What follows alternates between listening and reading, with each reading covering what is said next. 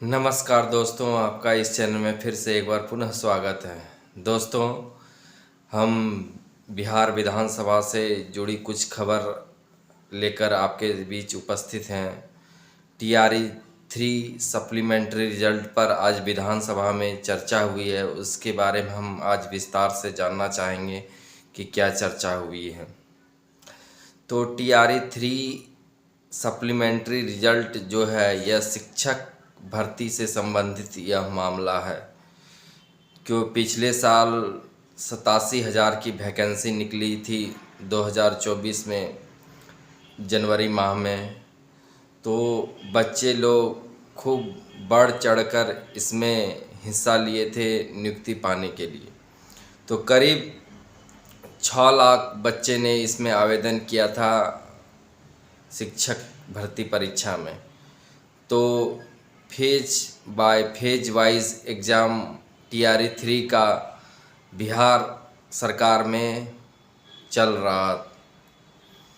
तो इसी बीच में जब 87,000 की वैकेंसी निकाली गई तो उस समय जो आरक्षण का जो मामला था वो मामला था 75 और 25 का मामला। 75% बिहार वासियों के लिए था और 25% जो था वह अन्य राज्यों के लिए था। तो 75 और 25 का मामला था। तो यह मामला हाई कोर्ट में चल रहा था कि आप 50% से आरक्षण अधिक दे नहीं सकते और 10% सवर्ण को आप आरक्षण दे सकते हो। 50 और 10 कुल मिलाकर 60% आरक्षण की बात की गई थी संविधान में। तो इसी को जब चुनौती दी गई तो हाई कोर्ट में यह चुनौती कि 65 और 10 75% जो आरक्षण है वो आरक्षण को समाप्त कर दिया जाए।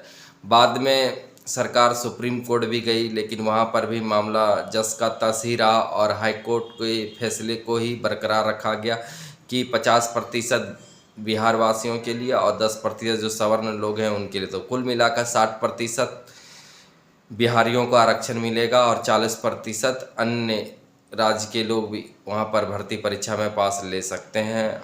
तो 60-40 का रेशियो रखा गया कि 60 बिहारियों के लिए और 40 पूरा भारतवासियों के लिए। तो इसी बीच में जब रिजल्ट निकाला गया तो 60-40 का रेशियो रखा गया है।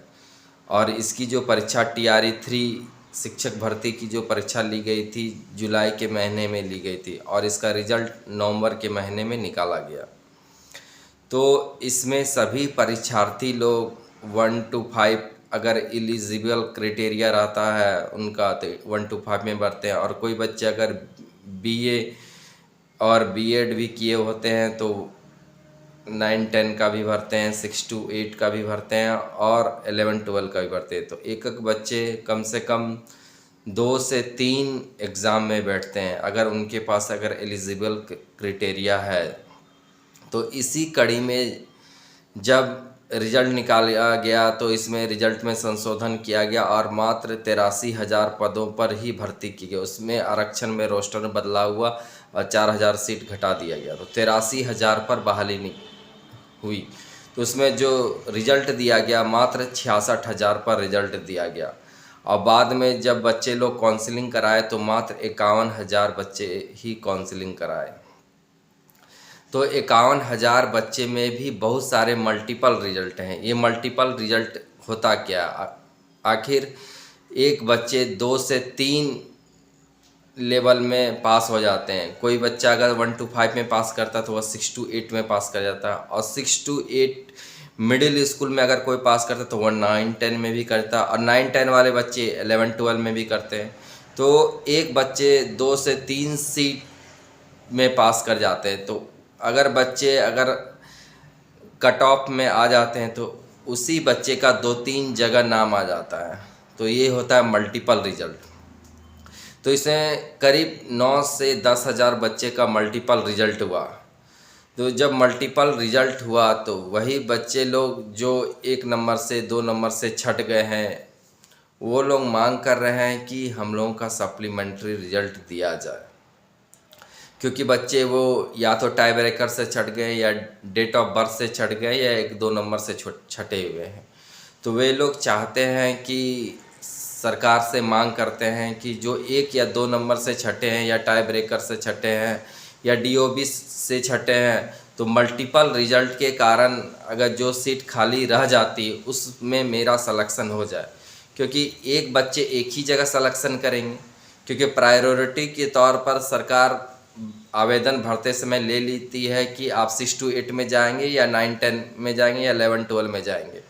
अगर आप 11-12 में प्रायोरिटी दिए हैं तो एक बच्चे एक ही जगह पर जाएंगे, 2 जगह पर तो वो जा नहीं सकते हैं, तो एक सीट खाली हो जाएगी। अगर कोई विद्यार्थी 9-10 में भी पास कर जाता है और 11-12 में पास कर जाता है, तो 9-10 में अगर वह नहीं जाना चाहता है, 11-12 में अगर वह जाना चाहता है, तो 9-10 में जो उसका सीट उस पर रिजल्ट दिया गया तो वो तो सीट खाली रहेगा।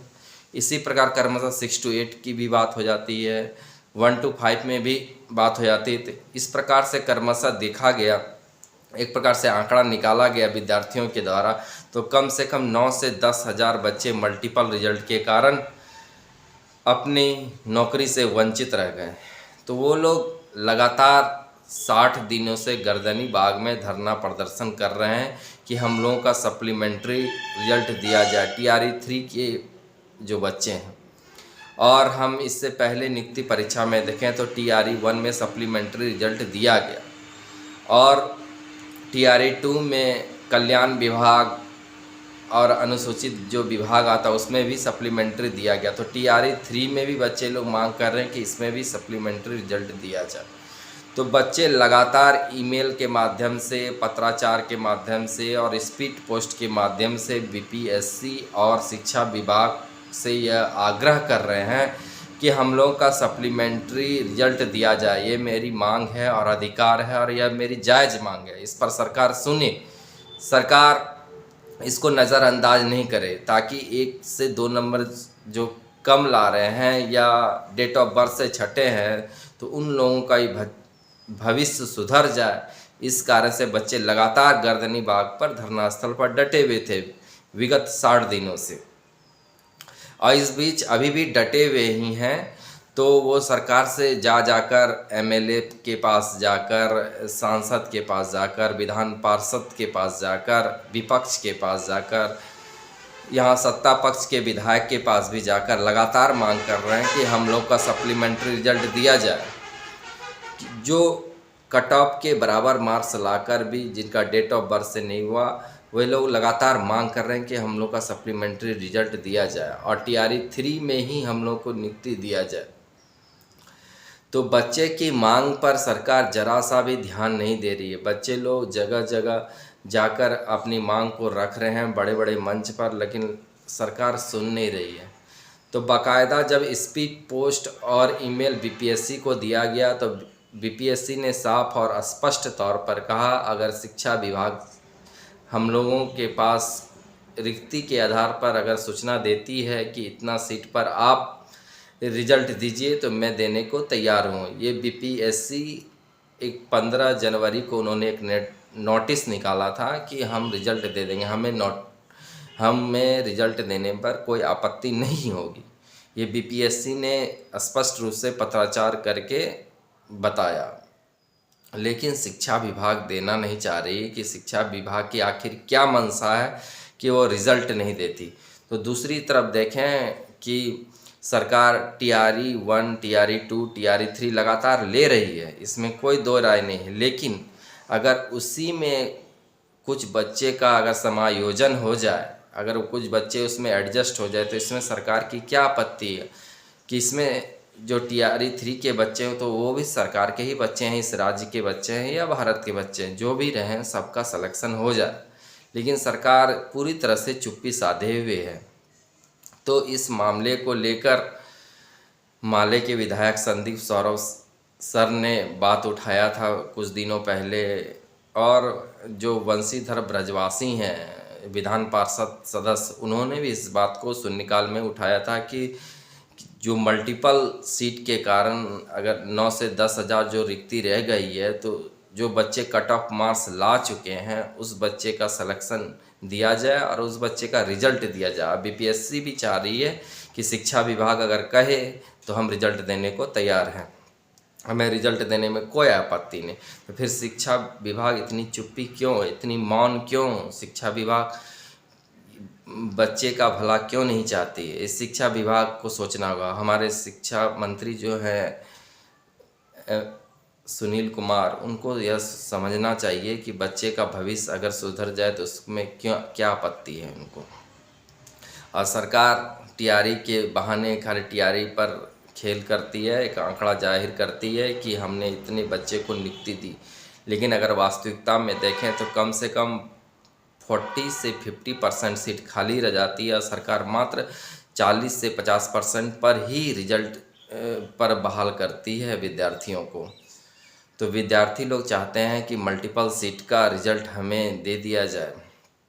इधर आज के डेट में देखें तो आज 18 मार्च है। आज के डेट में फिर एक विधायक जी ने शिक्षा मंत्री से पूरक प्रश्न पर एक जवाब मांगा कि बच्चे टीआरई 3 के जो बच्चे हैं, शिक्षक भर्ती जो यह मामला है उसमें सप्लीमेंट्री का रिज़ल्ट मांग कर रहे हैं। जो 1 नंबर से छूटे हुए हैं या टाई ब्रेकर से छूटे हैं वो बच्चे मांग कर रहे हैं। इसमें आपकी क्या राय है? जो बच्चे डीओबी से छटे हुए हैं, तो शिक्षा मंत्री सदन में जवाब देकर कह रहे थे कि न्यूनतम आहारतांक जो रहता है हर कैटेगरी वाइज का, वो कैटेगरी वाइज में बच्चे नहीं ला सके, जिस कारण से उस बच्चे का दोबारा रिजल्ट निकाला नहीं जा सकता। ये पूरी तरह से सदन में मंत्री जी झूठ बोल रहे हैं कि बच्चे लोग कट ऑफ अंक नहीं ला सके, न्यूनतम आहारतांक नहीं ला सके। ये पूरी तरह से सरासर झूठ है और धोखा दे रहे हैं सदन में मंत्री जी। ये बहुत ही हास्यास्पद है। बगल में बैठे संदीप सौरभ सर भी थे, उन्होंने भी प्रश्न को उठाया पूरा कि टीआरई 1 के तरह टीआरई 3 में भी सप्लीमेंट्री रिजल्ट दिया जाए। तो शिक्षा मंत्री तुरंत जवाब देते हैं कि इस पर फिलहाल कोई विचार नहीं है कि हम आने वाले समय में मतलब मई के महीने में टीआरई 4 देंगे, टीआरई 5 भी देंगे आगे चलकर, लेकिन बच्चे उसी पर फोकस करें। फिलहाल हमारी इस पर कोई रायशुमारी भी नहीं है और कोई विचार भी नहीं है, तो हम इसको देने में सहमत नहीं है। और वही कह रही है कि शिक्षा विभाग में कोई प्रावधान नहीं है कि सप्लीमेंट्री दिया जाए, क्योंकि और जो भर्ती परीक्षाएं होती उसमें भी सप्लीमेंट्री का प्रावधान नहीं है होता, जिस कारण से इसमें भी सप्लीमेंट्री का प्रावधान नहीं है, तो हम इसमें नहीं देंगे। तो पूरी तरह से बच्चों लोगों में निराशा जगी कि सप्लीमेंट्री रिजल्ट नहीं आएगा। लेकिन मैं बता देना चाहता हूं कि सप्लीमेंट्री की जो मांग है बच्चों के लिए बहुत ही जायज़ मांग है, इसमें नाजायज़ की कोई बात ही नहीं है कि बच्चे लोग इतने नंबर लाकर भी सेम नंबर लाके एक रोड पर हैं और एक शिक्षक बनेंगे और आपके पास सीट खाली है। सीट खाली नहीं होता तब एक अलग बात होता, सीट आपके पास बची हुई तो अब फिर आप क्यों नहीं बहाल करते? ये सोचने वाली बात है, ये बहुत ही गंभीर विषय है। और शिक्षा मंत्री भी सदन में झूठ बोलते हैं, इतने पढ़े लिखे होने के बावजूद भी इस तरह सदन को गुमराह करते हैं। ये बहुत बड़ी बात है, ये सोचने वाली बात है कि इस तरह से शिक्षा मंत्री एक बड़े पद पर आसीन होकर इस तरह का बयान देते हैं, जो बहुत ही गलत बात है। इस पर विधानसभा अध्यक्ष नंदकिशोर यादव जी भी चुटकी लेते हैं। वो कहते हैं कि बच्चे लोग न्यूनतम आहारतांक नंबर ला ही नहीं रहे हैं तो कैसे रिजल्ट निकाला जाएगा। तो माननीय साहब, आपको भी पूरी तरह से गहन अध्ययन कर लेना चाहिए कि बच्चे इस तरह से आवाज़ नहीं उठा रहे हैं और विधानसभा में भी इस तरह से बार बार आवाज़ नहीं उठ रही है कि बच्चे लोग न्यूनतम आहारतांक नहीं लाए हैं। अब तो हंसी ठिठोली में तो बेबाक से उत्तर दे दिए कि बच्चे पास ही नहीं किए। तो ये सोच समझकर आपको बोलना चाहिए कि आप इतने बड़े पद पर बैठे हुए हैं और विधानसभा अध्यक्ष है। तो माननीय नंदकिशोर यादव जी को मैं कहना चाहूँगा कि आप इस तरह का बयान मत दीजिए। अगर आप कुछ जानते नहीं हैं और कुछ इस बारे में आपको कुछ जानकारी नहीं है तो आप ऐसा क्यों बयान देते हैं? ये बोलकर आप विद्यार्थियों को बहुत ही सदमा पहुँचाएँ, बहुत ही विद्यार्थी लोग को गहरा चोट पहुंचाया है। यह बहुत ही शर्म की बात है कि इतने बड़े पद पर रह के भी आप इस तरह की बात करते हैं और बात बात में आप ये कहते हैं सप्लीमेंट्री पर कोई प्रावधान नहीं है, तो आप हंसी हंसी में पार कर देते हैं। ये बड़ दुख की बात है। एक मान्य पद में रहने के बावजूद आप उस चीज़ों को समझिए कि क्या चीज़ सही हो रहा है, क्या चीज़ गलत हो रहा है, इस चीज़ को आप समझिए। अगर आप नहीं समझते तो इस पर आप प्रतिक्रिया ना दें, क्योंकि हम लोग भी बिहार के बच्चे हैं, हम लोग ही ने ही आपको इस गद्दी पर बैठाया है। और आने वाला समय TRE 4 चुनावी मौसम में आ रहा है, तो बच्चे लोग इतना जानना चाहें क्या उसमें भी सप्लीमेंट्री की बात नहीं उठेगी? उसमें भी बच्चे क्या 1 और 2 नंबर से नहीं चटे? हाँ, बच्चे अगर नहीं न्यूनतम आहर तक लाते तब आप इस बात को कहते तो एक अच्छी बात होती, लेकिन सब बच्चे फुलफिल कर रहे हैं, सारे क्वालिफिकेशन फुलफिल किए हैं, मिनिमम कट ऑफ भी ले आए हैं, तब आप इस तरह की बात करते हैं। ये ओछीपन जो आपका है, ये भाषण आपका अच्छा नहीं लगता। ये आप बातें इतनी बड़ी सदन में कहते हैं, ये पूरी तरह से गुमराह करने वाली बात है। हाँ, शिक्षा मंत्री तो सिर्फ झूठ का ही पिटारा बोलते हैं। समझना चाहिए कि बच्चों का भविष्य है इसमें जुड़ा हुआ, कितने सारे परिवार का भविष्य इससे जुड़ा हुआ रहता है, कितने लोग की इसमें 2 वक्त का रोटी मिलेगा और लोग कितनी खुशी से रहेंगे, ये आपको ज़रा सा भी चिंता नहीं है? एक मानवीय संवेदना होने के नाते भी आपको समझना चाहिए कि बच्चे लगातार ठंड के मौसम से ही बैठे हुए हैं गर्दनी विभाग धरना स्थल पर, आप एक बार भी मिलने नहीं आए और न इस पर संज्ञान लिए। ये आपको सोचने समझना चाहिए, लेकिन आप पूरी तरह से एकदम बहरे की तरह शांत बैठे हुए हैं, कुछ न सुनना न समझना कि हम आने वाले समय में देंगे।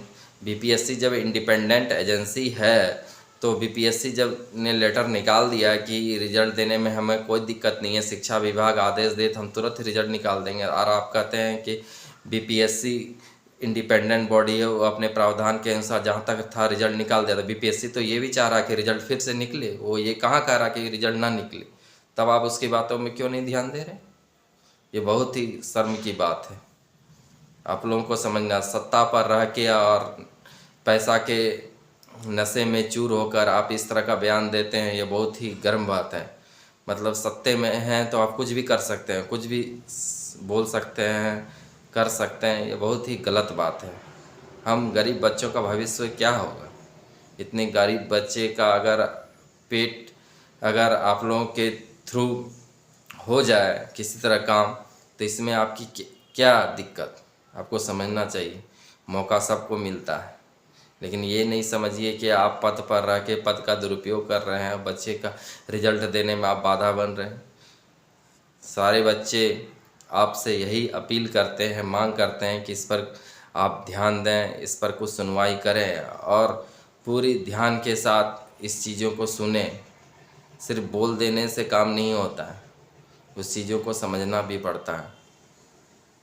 तो बच्चे लोग अभी भी धरना स्थल पर डटे हुए हैं। आगे बच्चे लोगों की तो बहुत ही दुख से अभी भरे हुए हैं कि शिक्षा मंत्री ने सदन में जवाब दे दिया कि सप्लीमेंट्री नहीं देंगे, तो फिलहाल बच्चे में बाहरी दुख है। इस दुख का बयां वो कैसे करें? तो शिक्षा मंत्री जी, माननीय मुख्यमंत्री जी, इस चीज़ों को संज्ञान में लें और बच्चे को सप्लीमेंट्री रिजल्ट पर ध्यान दें, ताकि बच्चों का भविष्य सुधरे और इसमें हज़ारों बच्चों का कल्याण हो। तो फिलहाल इस चर्चा को हम यहीं पर विराम देंगे और इस सप्लीमेंट्री रिजल्ट पर, TRE 3 के सप्लीमेंट्री रिजल्ट पर आपकी क्या विचार है, आपकी क्या सरकार से आशा है, तो कमेंट बॉक्स में आप अपना ज़रूर कमेंट देंगे। अपना महत्वपूर्ण कमेंट देना न भूलेंगे। अगर चैनल पर अगर आप नए हैं तो चैनल को ज़रूर लाइक कीजिएगा, शेयर कीजिएगा और सब्सक्राइब कीजिएगा। नमस्कार दोस्तों, धन्यवाद।